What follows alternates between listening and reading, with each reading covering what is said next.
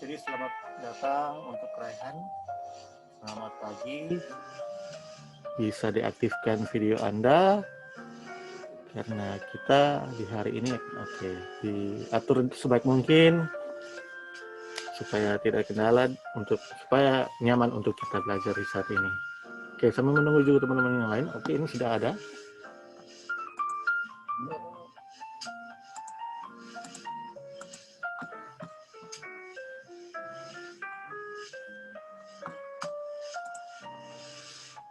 Oke, untuk Yeriel yang sudah masuk juga, selamat pagi, selamat datang untuk Yeriel.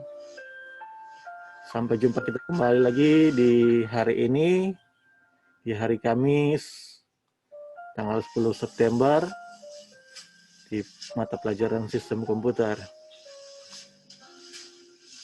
Yang dimana dalam pembelajaran ini tentunya kita akan belajar segala sesuatu tentang yang ada dalam sistem dalam sebuah komputer. Jadi bedanya dengan perangkat, ini cara kerja. Dan yang kita akan bahas masih dalam pembahasan yang sama. Jadi pembahasan masih mengenai tentang sistem bilangan. Dan mungkin ini adalah pembahasan terakhir di minggu ini. Minggu depan sudah lain karena di kelas sebelah, di kelas 10 TKI 1 sudah selesai. Kurang masuk ke materi yang lain juga. Oke, untuk pemirsa juga yang sudah bergabung, selamat pagi, selamat datang. Selamat kita bergabung dalam kelas online pada saat ini. Oke, diaktifkan video Anda. Ya, jadi sebagai pengantar juga bahwa jangan lupa setelah kelas online bisa cek di kelas dojo juga. Di situ ada portofolio atau activities. Nah, di situ biasanya ada hal-hal yang kalian harus isi. Jangan sampai tertinggal. Karena di situ ada absen, ada catatan, itu harus diisi. Dan itu pastinya ketika kalian isi ada poin yang kalian dapat. Itu mungkin sebagai pengantar juga saat mau saya tunjuk. Ya, untuk aplikasi ini adalah poin-poin dan masih banyak yang kosong di sini. Masih banyak yang kosong. Ini bisa kalian lihat poin-poin Anda sendiri. Nah, jadi seperti itu. Itu untuk bisa kita tahu poin-poin yang ada. Itu nanti ketika share klik itu akan muncul ke notifikasi kalian. Kita hari ini dapat poin. Jadi seperti itu. Ya, kita akan masuk ke materi. Saya mau aktif dulu.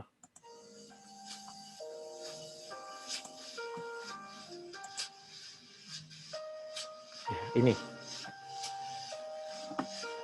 materi kita masih sama, tapi ini sudah lanjutan. Kalau yang lalu konversi bilangan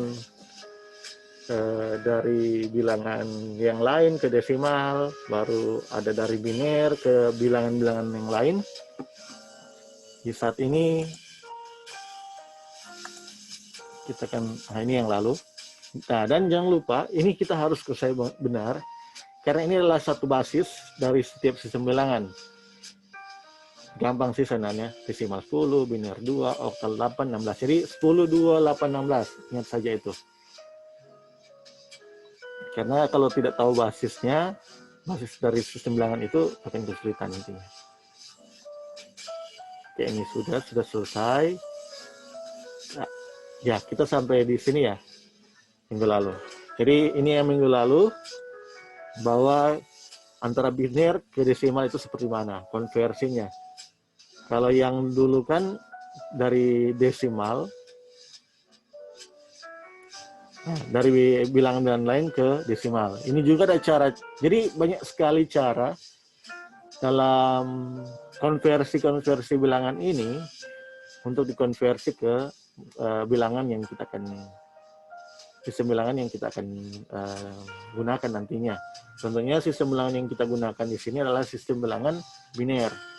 Karena komputer itu, sekali lagi, komputer itu cuma mengenal angka hidup dan mati, atau satu dan nol. Maka semua itu akan dikonversi ke biner. Nah, jadi ini salah satu contoh juga.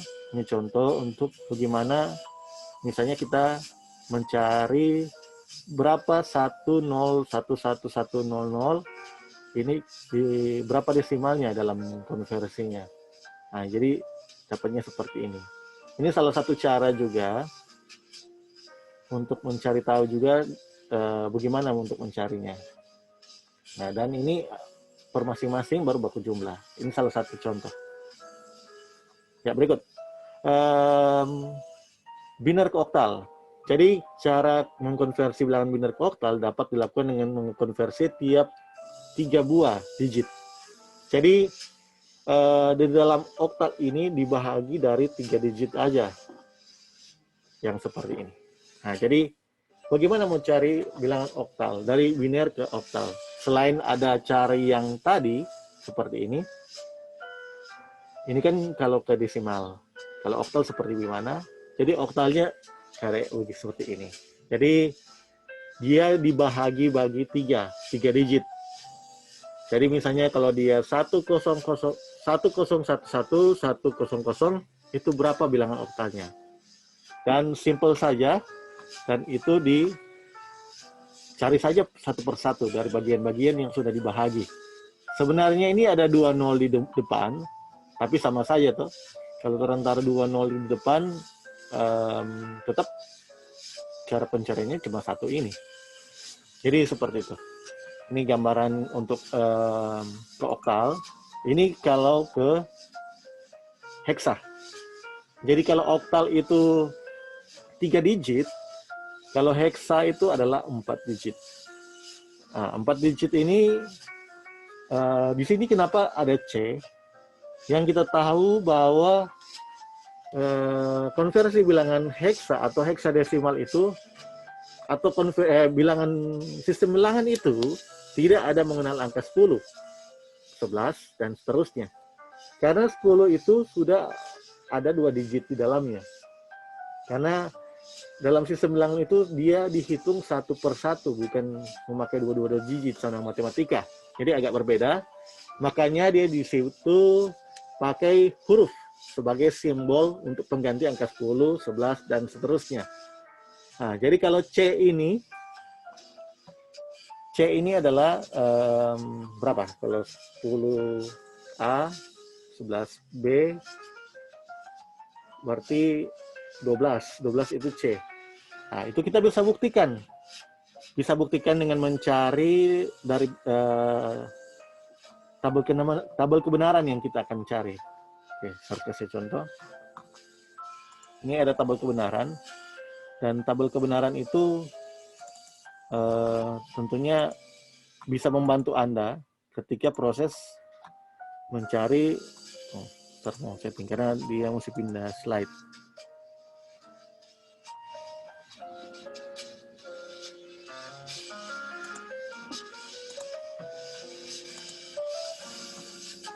Nah, jadi seperti ini. Jadi ini tabel kebenaran. Nah, tabel kebenaran ini adalah namanya tabel kebenaran untuk membenarkan setiap variabel yang kita cari di dalamnya. Ini kalau menggunakan masih 2 variabel A dan B. Tapi kalaupun sudah 3, seperti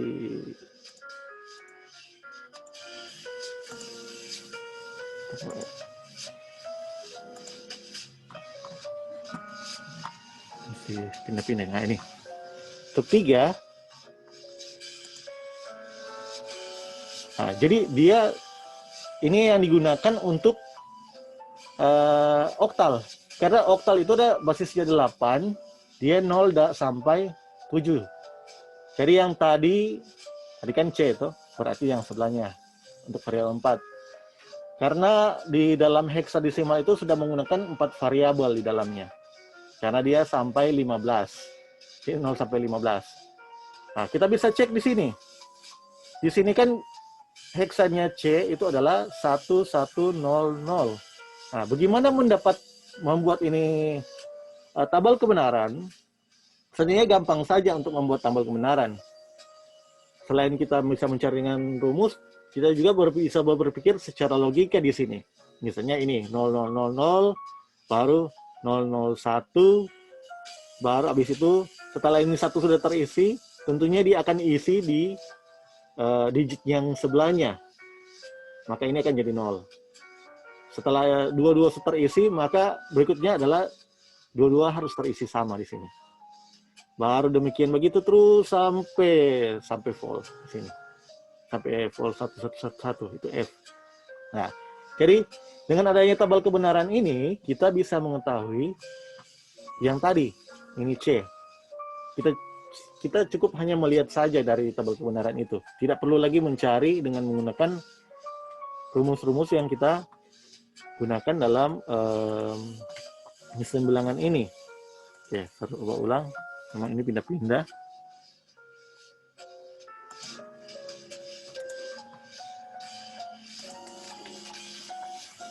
Ya, kita kembali ke sini. Kita kembali ke pembahasan kita yang awal.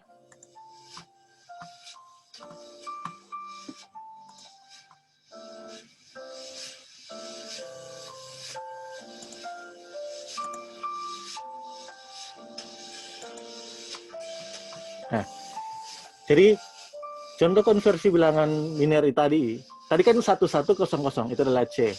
Nah, jadi dengan adanya tabel kebenaran tadi, kita bisa langsung tahu langsung apa dapat di sini. Dan tadi juga sudah bisa tebak lagi 5.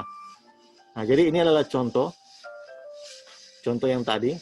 Nah, ini yang kita sudah lakukan pertama, kita bisa mencari dengan menggunakan rumus yang pertama, sigma xn pangkat 2 itu 145 oktalnya 8. Ini kalau dia di bawah, angka di bawah ini, pangkatnya di bawah, itu menunjukkan basis.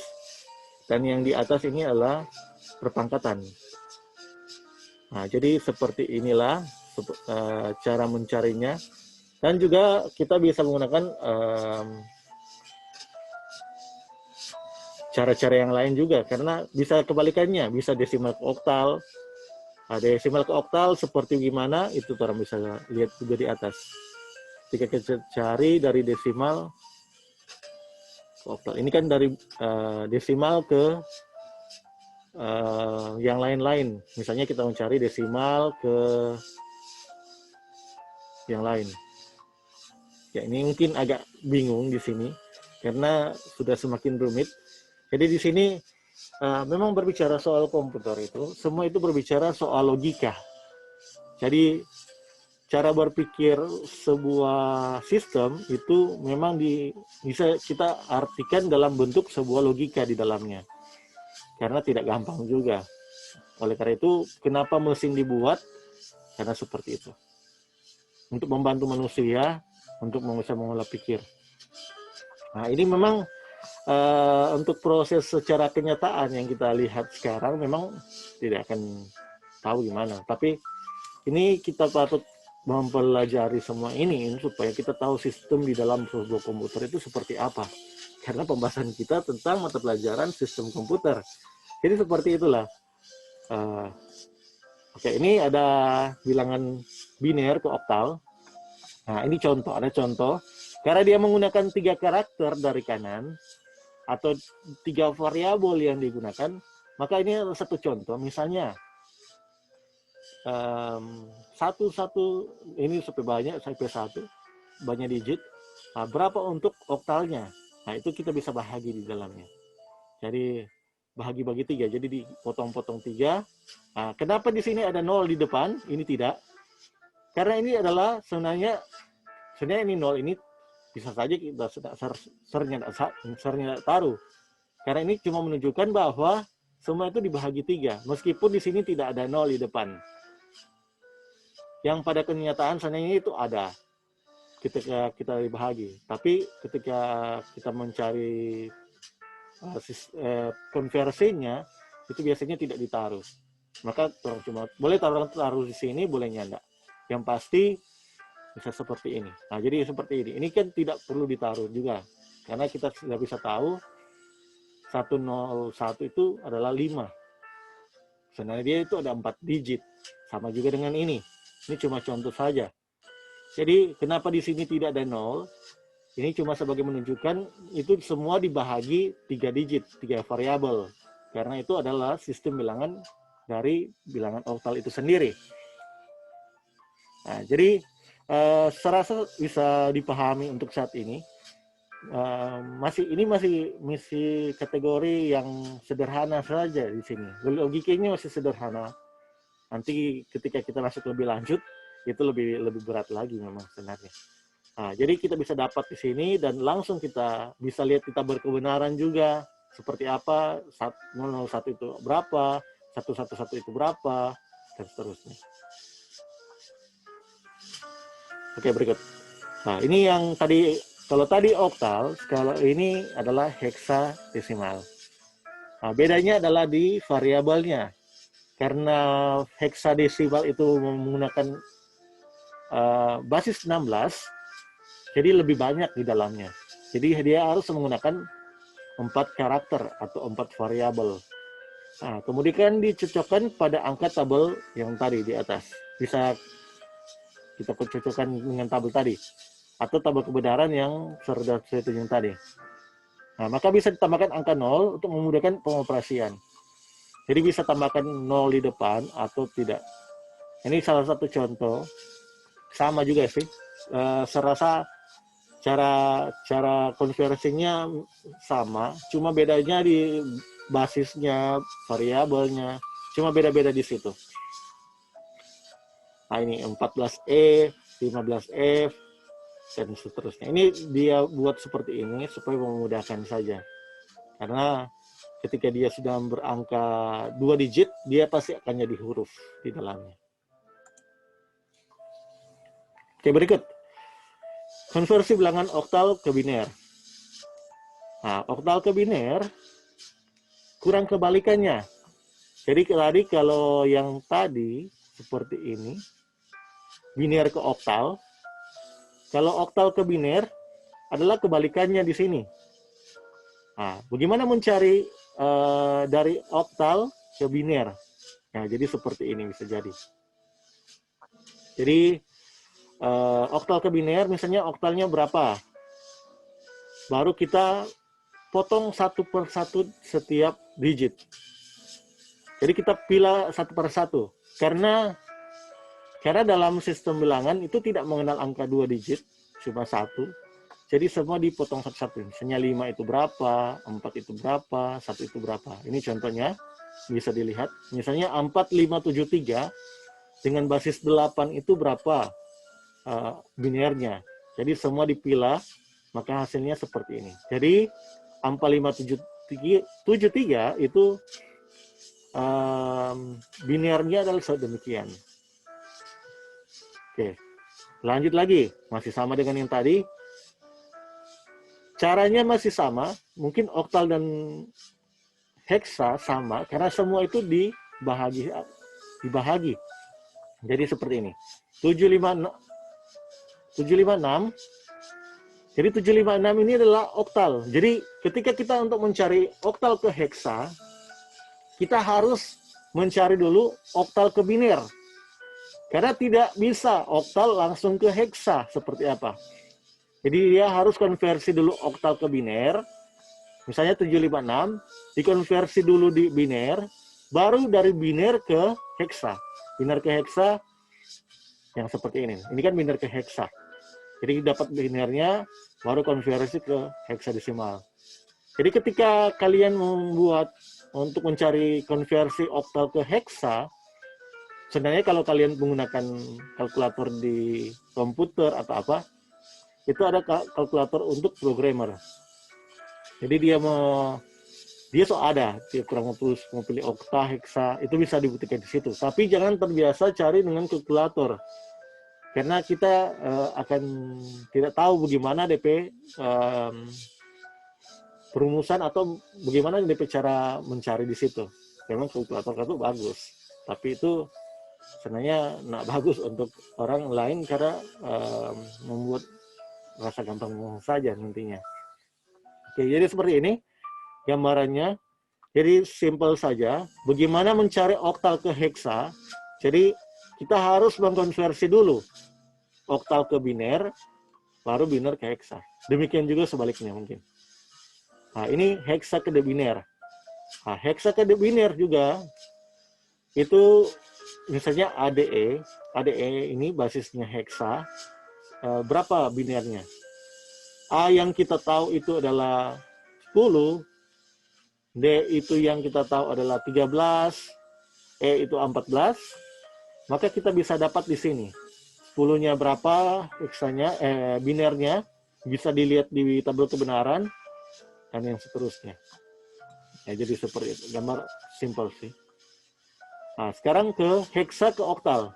Kalau tadi oktal ke heksa, sekarang heksa ke oktal. Masih sama, dia tetap akan melewati biner. Jadi dia harus dikonversi dulu ke biner, baru dia dikonversikan ke oktal. Dari biner ke oktal yang ada. Jadi sangat mudah. Nanti Sir akan membuat semacam latihan soal yang kalian akan buat, mencoba untuk melakukan perumusan-perumusan seperti ini. Ya, ini konversi bilangan bisa dilakukan seperti ini juga ke desimal. Ini yang kita sudah bahas pertama. Nah, ini ada tabel kebenaran juga yang bisa membantu. Nah, jadi kalau dia pun tarikan ada berapa ya? Nah, ini. Contohnya ini F1. Ini kan adalah heksadesimal. Sistem bilangan dari heksadesimal. F-nya berapa, barunya satu berapa? F 111. Apakah betul F adalah 111? Nah, yang kita tahu F itu adalah 15 dalam heksadesimal, maka dia adalah 111. Ternyata betul. Nah, jadi tabel-tabel seperti ini ada baiknya untuk kita bisa membuat di sebuah kertas, orang boleh tempel di dinding atau mana, supaya ketika langsung cepat. Cara pencariannya lebih cepat dibandingkan yang lain. Ya, berikut. Ini yang tadi, ini 3 bit, tabel kebenarannya ini 4 bit. Nah, sekarang saya mau arahkan ke komputer yang sebenarnya. Kalau siapa yang ada komputer, pernah nggak kalian cek aplikasi, biasanya aplikasi 32 bit atau ada aplikasi 64 bit. Kenapa aplikasi 64 bit lebih berat dibandingkan 32 bit? Nah, faktornya adalah ini.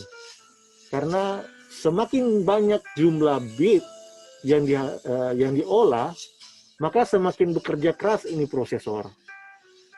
Prosesor kan itu adalah otak dari komputer itu sendiri yang ada dalam motherboard. Oke, yang belum tahu perangkat itu, jadi prosesor itu adalah otak dari sumber dari sistem itu yang bekerja sama orang sampai kepala. Dia yang memikirkan, tentunya kalau prosesor itu baik, misalnya kalian pakai Intel Xeon. Intel Xeon itu biasanya digunakan untuk jaringan, workstation, ataupun Intel yang orang tahu sekarang kan sesampa Intel i9, itu yang paling baru. Intel i9 itu dengan kecepatan yang super luar biasa. Kenapa? Dengan prosesor yang sangat tinggi, itu lebih mudah dan lebih cepat proses dalam sebuah komputer. Nah, karena seperti itu. Oleh karena itu, begini, bagi yang mempunyai komputer atau ada yang rencana mau beli komputer, karena sebenarnya itu bagus, anak-anak komputer harus memiliki komputer. Cuma kan masalah harga dan seterusnya. Nah, jadi ketika kalian menginstall sebuah aplikasi dalam komputer Anda, menginstal aplikasi dalam komputer Anda, itu harus diperhatikan juga.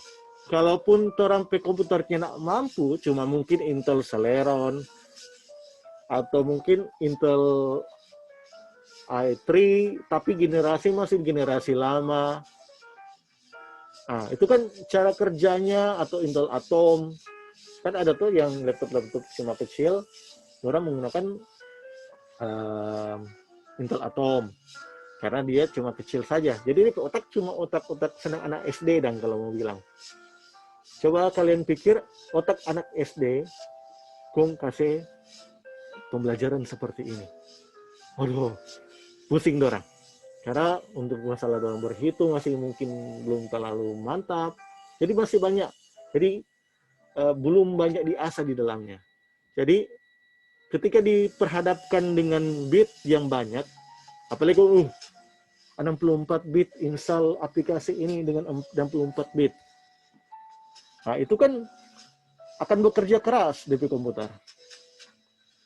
Memang zaman sekarang semua sistem itu kerja lebih meningkat, tidak sana dulu. Ketika kita menggunakan komputer yang jadul atau lama, akan kesulitan kita menggunakan atau mengoperasikan aplikasi-aplikasi sekarang yang menggunakan 64 bit. Hampir rata-rata sekarang aplikasi sudah menggunakan 64 bit. Sudah mulai jarang dapat lihat yang 32 bit. Nah, untuk mengatasi solusi itu, mesti upgrade atau kita bermemori atau VGA sebagai pendukung visualisasi. Jadi banyak faktor yang menunjang supaya kinerja dari sebuah komputer itu jadi bagus atau stabil. Jadi jangan heran, jangan lupa mengenai laptop atau komputer sendiri ketika komputer yang tidak mampu secara prosesor, memori, dan seterusnya, itu kalian paksa dengan menggunakan aplikasi-aplikasi yang menggunakan 64 bit. Kalau dulu masih ada yang 88 bit. Sekarang sudah tidak ada. Sekarang sampai 64 bit.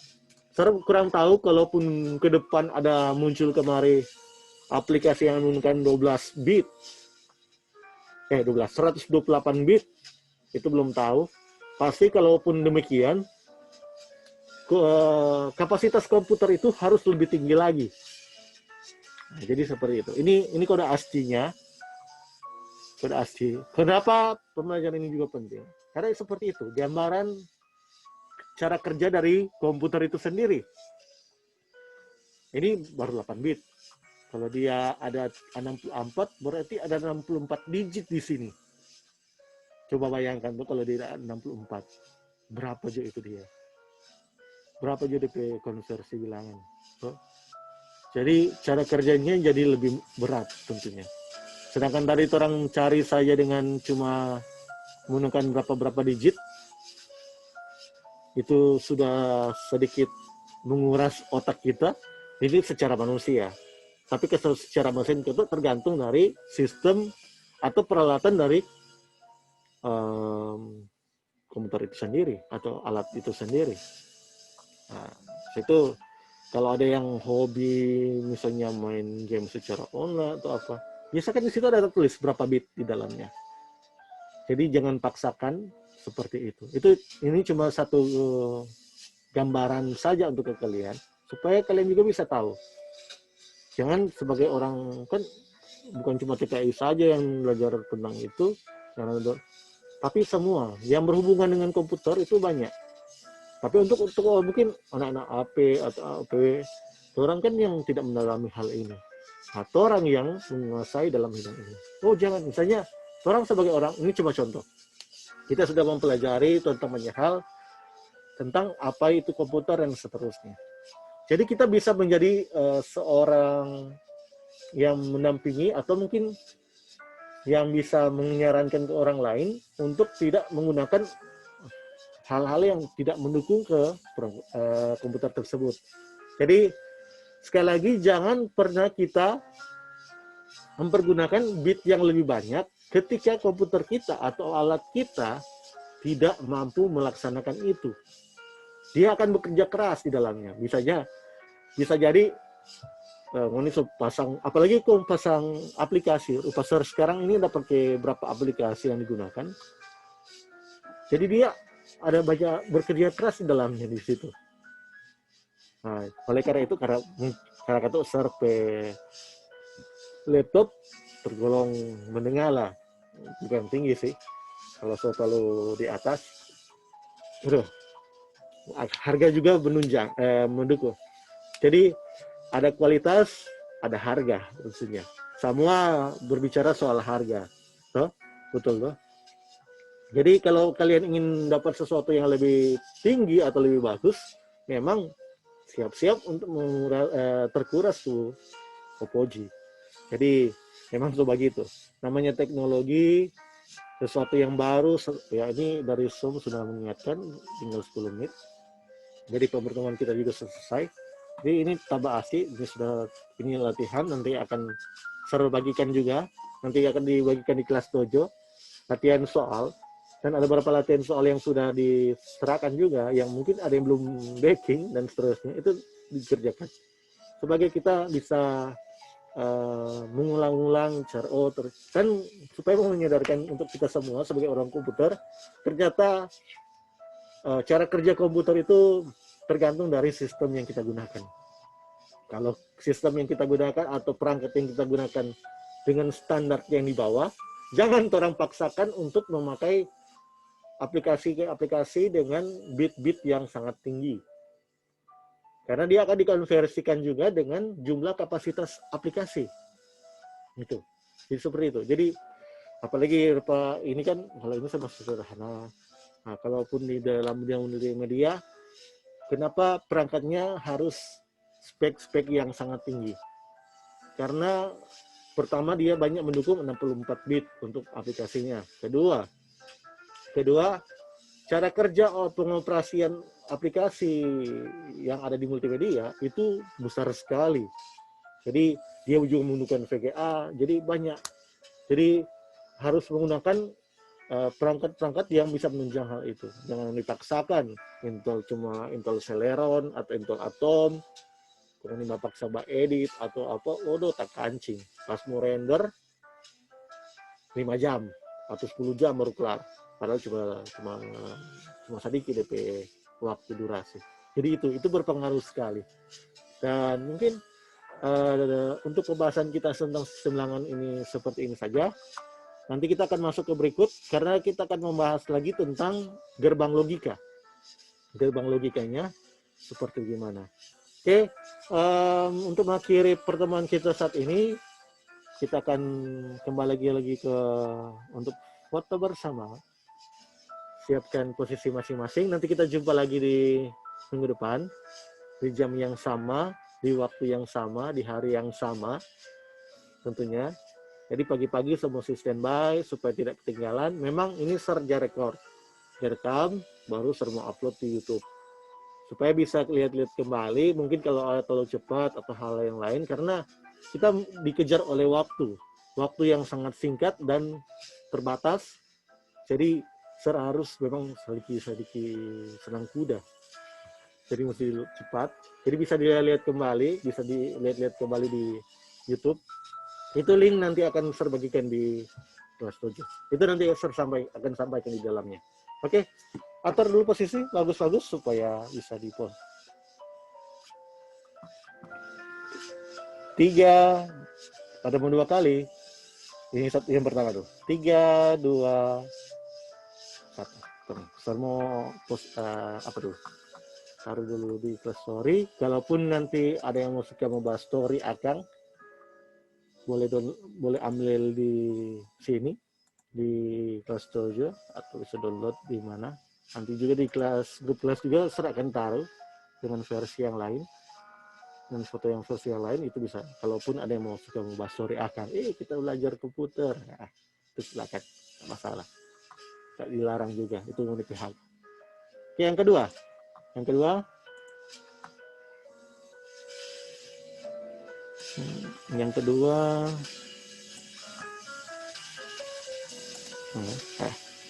ketiga, 2, 1. Oke, demikian untuk pertemuan kita saat ini.